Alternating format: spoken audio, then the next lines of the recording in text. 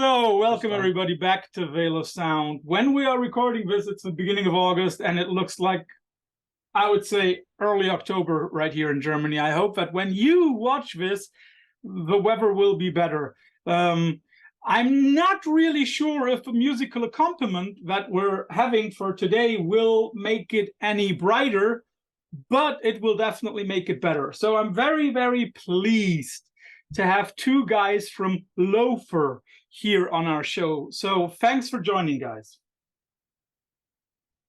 Thanks for having us. Thank you. You're welcome. So maybe for all the uninitiated, maybe you can just shortly say who you are and what you do in the band. So me, I'm Hannes Gruber, and I play drums and I do clean vocals. My name is David, and I play guitar, and I sing sometimes and scream a little bit. Yeah. Remind me, you're a foursome or a quintet? I forgot that. Four, right? Yeah, that's correct. Cool. So, of course, first of all, give our hello to the other half of Loather who couldn't make it today. I have to say that I first got into Loather only like last year because of a common friend of ours, Mr. Schmidt from Ultha. And he told me that as soon as these guys have out something new, you must interview them. And I was like, I hear that sentence so often. Okay. And then I listened to your former EP, Hagenfeld, and I called him and I said, as soon as these guys have out something new, I have to interview them. And as you know him, and as I know him, he only gave me that, hate to say I told you so, smile. Guys, I have to say that the sound that you are producing is very, very interesting because I've seen a lot of descriptions for it. And I know that musicians themselves hate genreification, you know, which genre are you in? But can you understand why so many people put you in very, very different categories? I've read everything from heavy post-punk to black gaze, from shoegaze to atmospheric black metal. Can you understand, or do you see a reason why so many people put you into so many different categories? Yeah. I think maybe genres are not that relevant anyways today. So I'm always happy when people, you know, categorize us as something they can't really put into one category. Mm-hmm. And all the people in the band and how we started out, it was always from a place of being open for a lot of different genres. Mm-hmm. And I think we always, for example, we always had some kind of metal or black metal influences. Mm-hmm. But at the same time, everybody that contributed creatively always had different things going on. Mm-hmm. So in a way, it can also be, you know, it can be a bad thing not to be in one category in the music market, but I think it's actually an advantage in a way. Because it opens a lot of different topics, you know, and we do. I think I could say that we don't want to be a band that's only in one genre or only speaks to one group of people. So I can totally see that, and you achieve that open effect. That I don't want to say accessibility, but I can understand why many people from different scenes like you do that very well. One thing that we also have to say, your music is not the kind of summer holly-go-lightly stuff, right? But at the same time, I also don't think that it's really misanthropic, although your band name is Loather. Are you, as a band, when you write your songs, are you in any way drawn to a certain level of darkness? I'd say no, but I have to add the approach for me is to express feelings. And if you are depressed, you have to let it out and let it flow and put it into a creation and creativeness. So I would not say certainly we are always depressed because we are Austrians and we live in Vienna. So, but it's I don't know. It's just an expression of feelings for me. I don't know how it is for David, but yeah, sure. I don't think it's on purpose. It's kind of just the way we started out making music, and I think all of us can be quite dark at times, you know, and have quite dark thoughts and feelings. But yeah, it kind of it comes by itself, you know. It's not like a conscious decision, and like you said, there's also I think some parts in the songs where it's kind of hopeful in a way. So yeah. You have already mentioned your hometown, Vienna, twice. And Vienna, you know, how should I say, the reputation that it has is some kind of morbid. And at the same time, it's also funny that Vienna always lands very, very high on these lists of most pleasurable cities to live in. Do you? I also most unfriendly town. You think it's the most unfriendly one? Not me. There's an article. Yeah, can Google it. Yeah, wherever there is light, there is darkness, right? But would you say that this fascination for like darker themes or topics is also something that stems from the environment, from the city that you live in? I mean, like one of the most famous sites in Vienna is a graveyard. Yeah, Zentralfriedhof. Yeah, right. So one of the biggest in Europe, I guess. Yeah. So there's a tradition in this morbid thing, in Austria. But I don't feel that way. I guess I don't feel like my mood is dependent on the city I live in. So it's only the things that happen to me and my experiences. So is the music that Loather makes, is it then like a diary or a catharsis? Kind of both, I guess. So for me, my lyrics are like a diary. It's biography, and I only write about things that happen to me in real life. So it's not that abstract, I guess, what I write.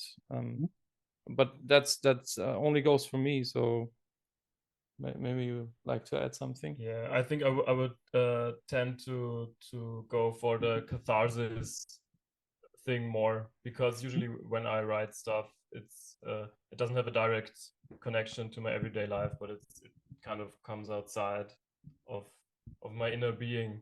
And yeah, I mean, about Vienna being a morbid place, I'm not sure if you can really, designate places as being a certain thing. It's kind of it's full of cliches and everything. And I mean, it goes back to black metal coming from Norway, and Norway being one of the best places to live in the whole wide world. So strange, right? But yeah, I mean, maybe quality of life. If you have a high quality of life, maybe then you have more opportunities to make dark music. I don't know.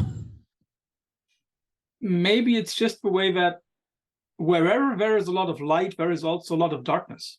And that's the way that I perceive it. I mean, like when we take Norway, for an example, a lot of people love Norway for its countryside. But at the same time, those are also the people who hate to go to Norway between October and March. They take half of it as something that they really love and forget that, I mean, I know that Norway has the longest coastline in all of the world, but half of it is, or I think a third of it is above the Arctic Circle. So there is a lot of darkness there. And with Vienna, as I've been to the city quite often because of family relations. I love a lot about Vienna, but I could also see why some people say like, it's nice to visit, but hard to stay. Yeah, for sure. I mean, I think I know what you mean, because my girlfriend is from Germany, and she sometimes brings this up when we go to cafes or something. She's sometimes flabbergasted by the waiters being very unfriendly, and it's almost like a trademark of the town, you know, like being unfriendly and rude. And yeah, I mean, there's something to it. I'm myself, I'm from Vienna, and I don't really notice it that much, you know, because if you grow up with these people, it's kind of a normal thing. But yeah, and also maybe you also have to say that the political situation is not always that cool. You know, there's a lot of conservative parties in Austria, and maybe that contributes to a kind of hopelessness. People, you know? I could totally see that. I mean, like, it's the same situation over here in Germany. It's unfortunately the same situation in a lot of countries at the moment. Let's clear one thing up. Your band name, Loather, hating something from the bottom of your heart. Is that a more of an outrospective programmatic title, or is it really like, okay, to quote Slipknot, people equals shit? What does the band name mean to you? I think I can answer that, because I kind of came up with the name back in the day. Which I have to say, sometimes I'm not really a big fan of the name nowadays, but it doesn't come from a place of nihilism or something for me, you know. I mean, people can make of that what they want, but for me, it was never about hating everyone or hating society as a whole. But I kind of felt that the music we made and the things we talked about, it was always about positive stuff at the end of the day, and about creating hope out of something, you know, creating hope out of music. And what fascinates me about music is always creating these contrasts, you know. And to love something is something so negative that I wanted to kind of I wanted to contrast it with the vulnerable aspects of our music or of our songs. So it's kind of, these guys loathe everything, but at the same time it's also emotional and kind of soft at times. So yeah. I think Loather is a part that's in all of us, like love. So it's an emotion, and we have to cope with it. So why not address it? I can also see this catharsis thing in it. You said, you know, there are things that somebody, let's say, hates, but when you then think about it and deal with it, there is a certain catharsis that David already mentioned. I think one track on the new record that does that extremely well is Mortuary. Let me see, it's a third track on the record. It's a really, really good one. I like the progression of the song. And that is something that strikes me. I mean, I've listened to the other stuff as well, of course. I like Hagenwald. But the new record, Eis, funny, I just noticed that it's a homophone in English and in German, is a big step forward, I would say. Did it just come by experience that you made such a leap? Or is it just a natural development? Or is it maybe some other influence?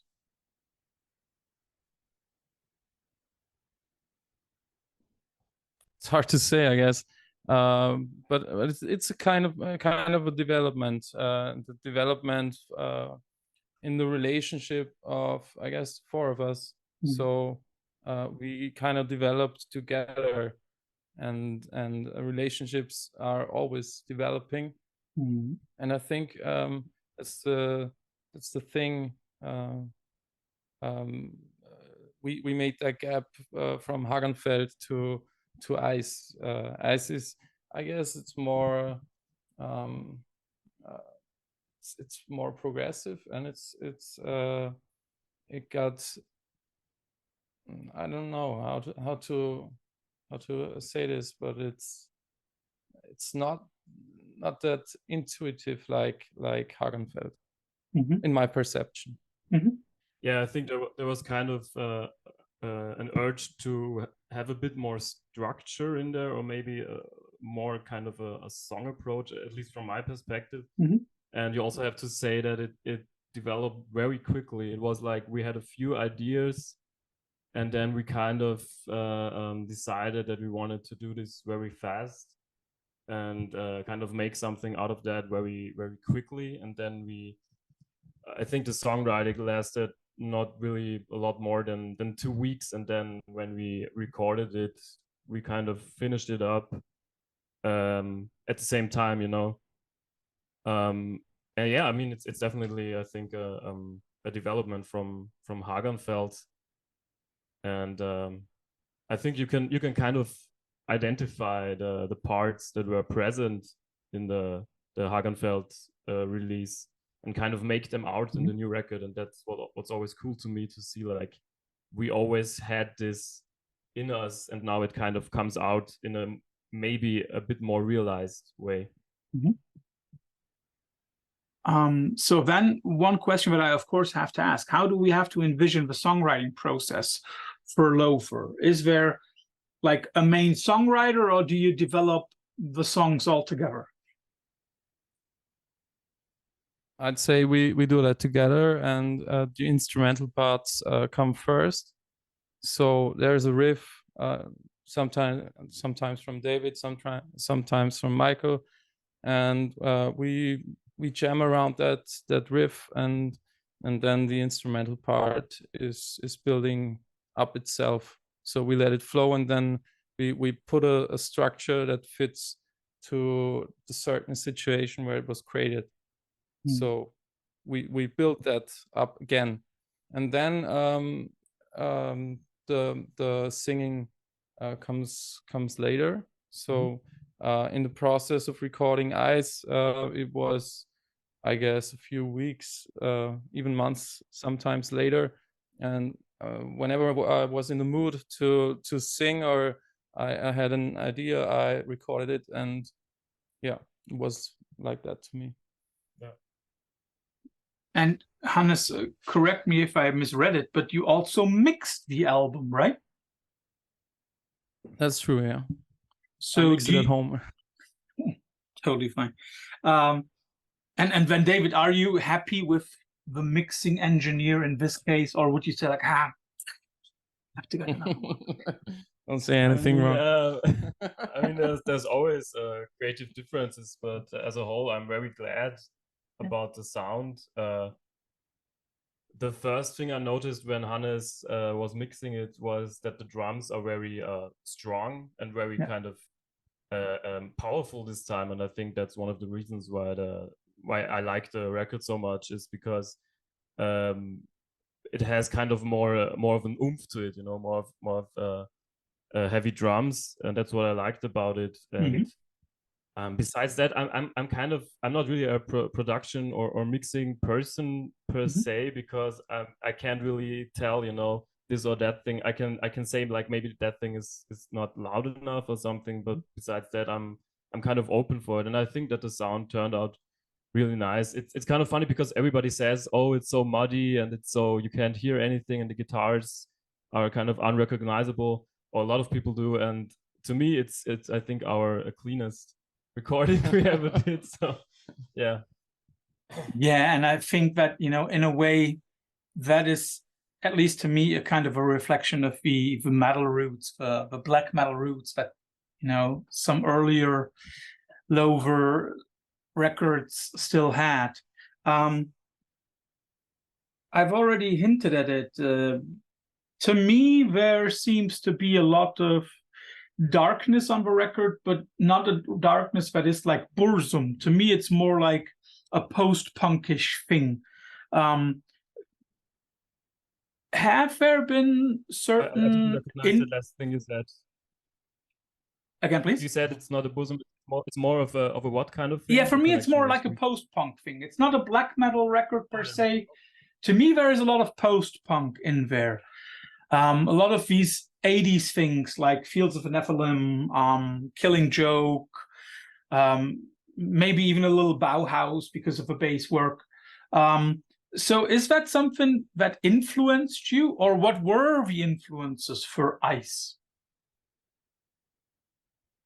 Actually, we got a second band, and it's kind of post-punk, and David is doing guitars in that band, and I play drums, so could be from that the post-punk influence, but I don't know. It's in my perception when we make music, it's just we let it flow, and we got no borders of genre in our head, not intentionally, I guess. So and I think we dance between the genres. It's just a game, and being creative, so don't let there be borders. Yeah, but could you say that there were certain bands or influences for Loather in general and for Eis in particular?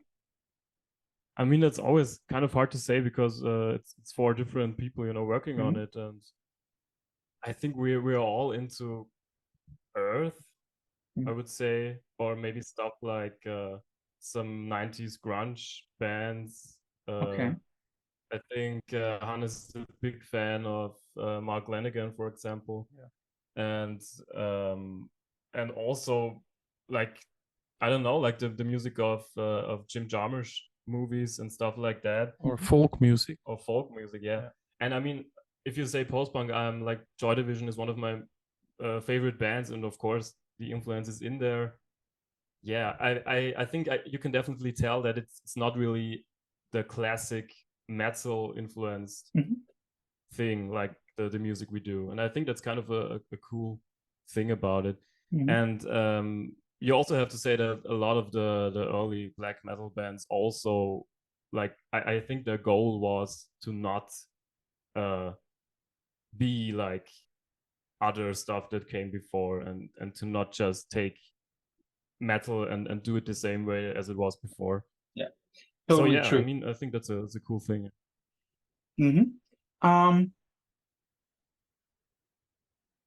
We've already spoken a little bit about topics on the record, but maybe you can clue that up a little bit more, Hannes, because you're writing the lyrics. You are not going for an overarching theme, are you? It's like, it's not a concept album, let's put it like that. That's true, but my lyrics are mostly about I'd say interpersonal loss, and a beloved person of mine in my family died 10 years ago, and I processed it through the lyrics on Eis. So it was not a concept per se, because not all lyrics are from me. So David wrote some lyrics, and it was kind of a theme, but I guess not a concept. And this time is the first time that you also sing in German, right? There is the title track, and there is another one, Proper Burial, I think it's, right? The second track that is in German, isn't it? Yeah, that's the first time. Yeah, I think that's correct. Was that an important the thing lyrics for you? on Eis? Was it an important kind thing for of I think you could say it was kind of a self-indulgent thing of thinking like it's a very artsy thing to do, to have like one track in German. But it was also a lot of fun, because most of the time I write lyrics in English, and it was fun to have a German thing in there. And I think there's something to be said for, if you write lyrics in German and that's your mother tongue, there's another level of honesty in there. I mean, not to say that you can't have honesty if you write in English, but yeah. And also regarding the themes of the album, I think there's like a general theme of loss and like losing people and or maybe the character you had for yourself, you know, or like just losing stuff and like saying goodbye to stuff. And I was kind of inspired by Hannes' lyrics myself, so I think that kind of made it happen, you know. I mean, like the record came out in June.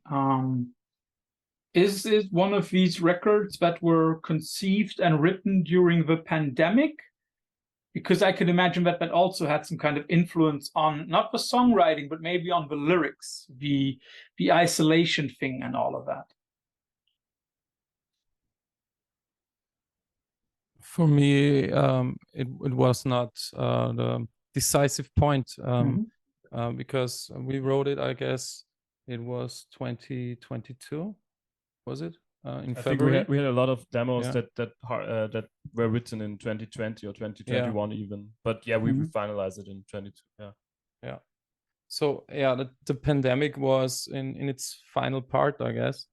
And the themes which I addressed in my lyrics, for me, pandemic was not decisive, not for the mood.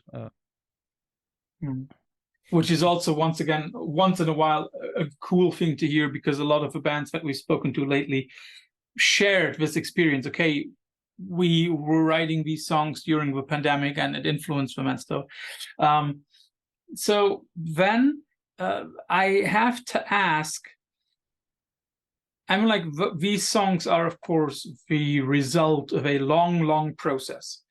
And, you know, there has also been a lot of time between the recording of these songs and the publishing a few weeks ago. Are you right now enjoying this very moment? You say like, okay, we got this one out. Let's pause for a moment. Or are you already saying, okay, now it's a good point. Let's keep the irons hot. And are you already writing again? No, we're not writing right now. So we are rehearsing for next week's Voidfest in Germany. We play Voidfest, and then we also had recently unfortunately a lineup change. So our guitarist left the band, and we have to refigure ourselves, and yeah, it's kind of a laughing eye and a crying one. So do you already have a substitute? Yes, we do have a substitute for the show that is going to be next week on 11th of August. Yeah. So a few days after, or a few weeks after the publication of this interview. So people, when you see that, don't look for Voidfest, it's already gone. But then when you have a new member, or at least a substitute guitar player, do you also have to figure out which songs you can play live? Or does he just simply have to learn? Yeah, we're just going for the approach of just learning the songs and just replicating them as good as possible, you know. Okay. Yeah, so the thing was, it's just like Hannes said, it's kind of it's a very positive emotion, and at the same time it's kind of troublesome, you know, to have lineup changes in this period, because the albums just come out. But yeah, I mean, we're already kind of throwing ideas around, which doesn't mean a lot, but I think we kind of talked about the future of the band, and I think there's definitely some music to be made for Loather. It will go on. Yeah, but you can never really tell how that will develop, you know. So are you guys going to tour Europe? Sorry, you go first, David. It was always like, even when the lineup was stable, it was always never really sure what will happen, you know. It's not like you have a band in these times and it's like the easiest thing to do. So Yeah. So regarding touring through Europe, there's nothing planned yet. We try to reorganize things, and maybe we will come back live then next year. I don't know. So let's see. So still, we are hopeful. Yeah. Would be a shame if you didn't. The new record is out on Vendetta. That is the first one that you released through Loather, right? Through Stefan. Yeah. And how did that collaboration happen? Did he approach you, or did you send in a demo? How did it work?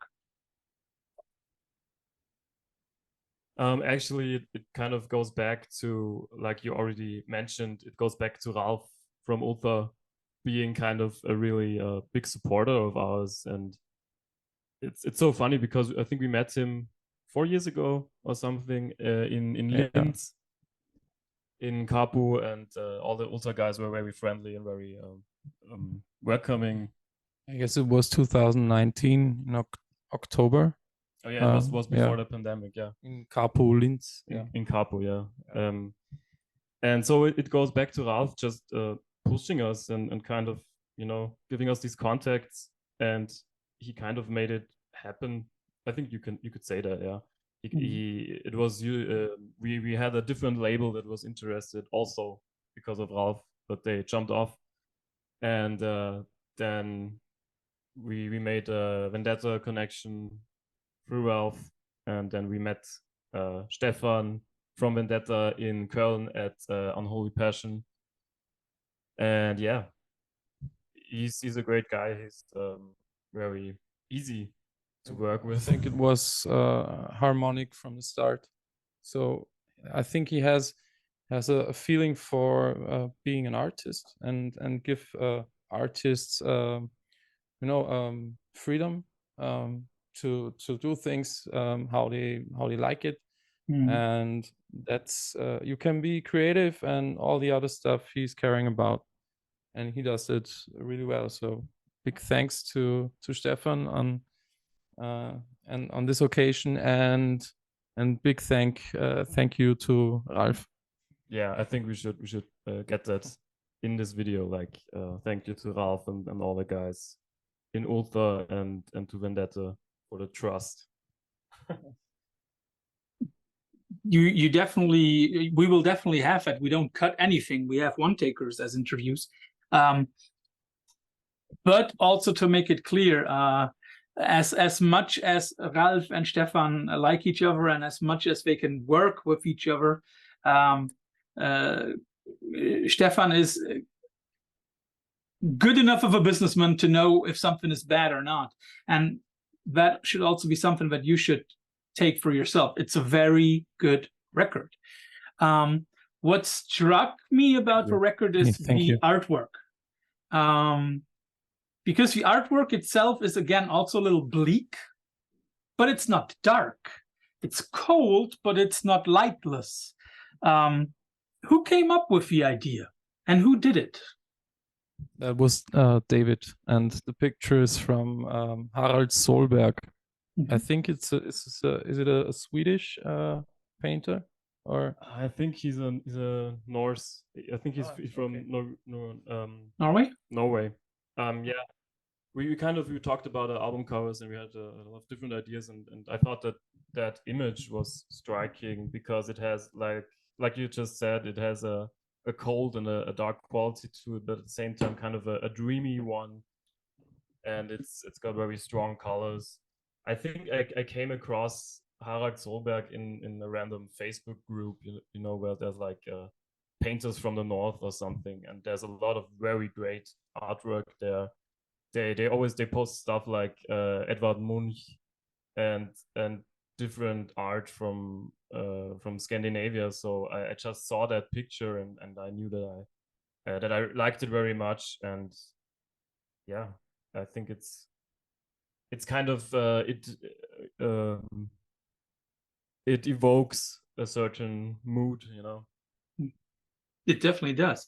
And as I said, it's cold, but it's not black. and that is also something that I like. So guys, first of all, thanks for all these awesome details about the record. But of course, nobody leaves our interviews without having to go through our infamous quickfire round. You will get 2 couples, and like, what do you like more?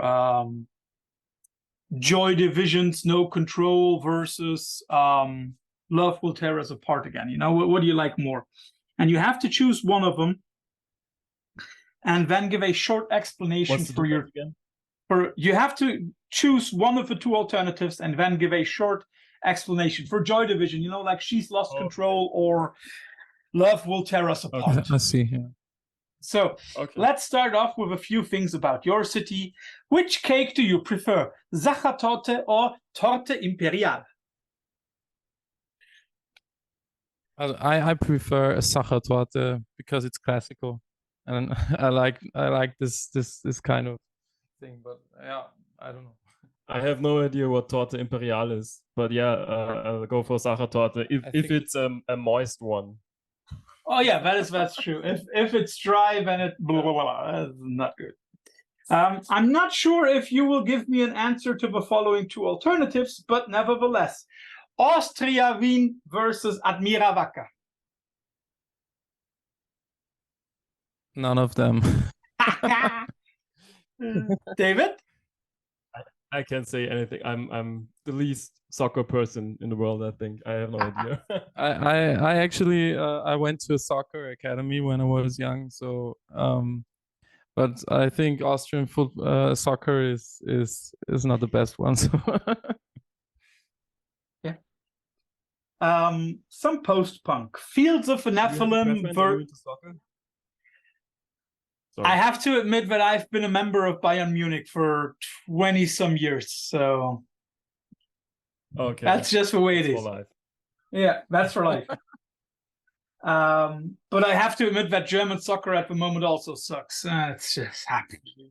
If we didn't have the women, it would be not nice at all. Fields of the Nephilim versus Killing Joke.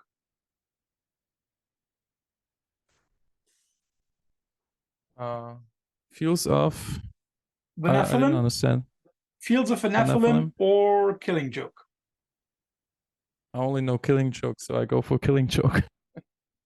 Yeah, I think me too. I've just heard one song by Fields of the Nephilim and Killing Joke. I really love the first record, so go for Killing Joke also. Bauhaus versus New Order.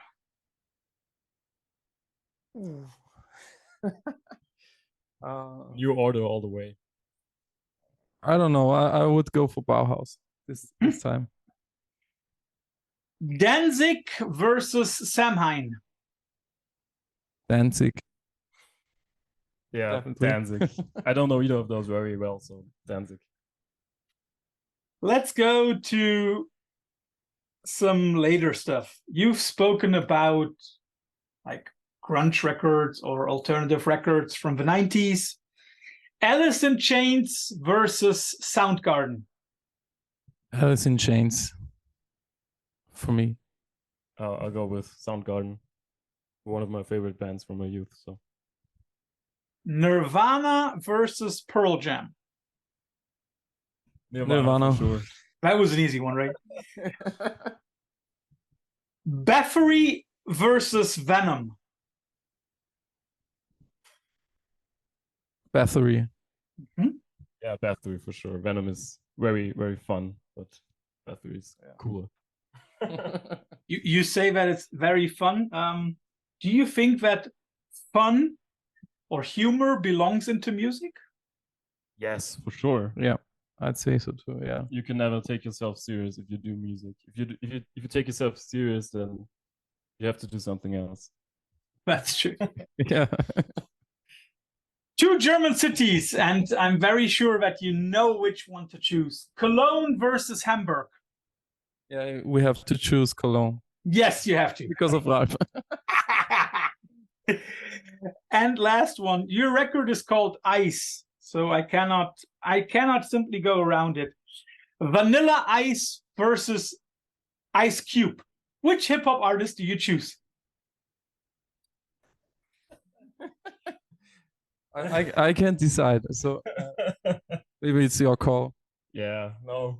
Again, like it's a boring answer, but I'll have to go for Ice Cube because he has really classic records, and I think he's got great lyrics. So at least better ones, definitely better ones than Vanilla Ice. So guys, thanks for your time. All the best for the new record. Everybody listen to Loather's new record. It's really, really good. You will enjoy it. And I'm very sure that the guys will appreciate all of your support. We also appreciate all of your support here at Veil of Sound. If you want to give us a subscription, that would be awesome. If you want to give us a like on Facebook or on Instagram, we also highly appreciate that. And if you want to make our hearts jump a little more, then head over to our website, veilofsound.com. There you will find all the information for our Patreon if you want to support us a little bit financially. And now, guys, for you, the chance for final last words. Yeah, thank you for the interview and for your interest and for the high praise you just gave us. I think I want to thank all our supporters, you know, Ralph and Stefan and everybody we met in Ultha. And I want to thank everyone who listened to the record and also to the people who gave it kind of lukewarm reviews. It's just great that it's out there and that people are listening to it in some kind of capacity. And we're looking very forward to playing Voidfest next week. And yeah, probably also like playing live some more. Yeah, thank you for listening and for asking us these questions. Nothing more to add. Thank you. Man, enjoy the rest of your day, guys. Talk soon. Bye-bye.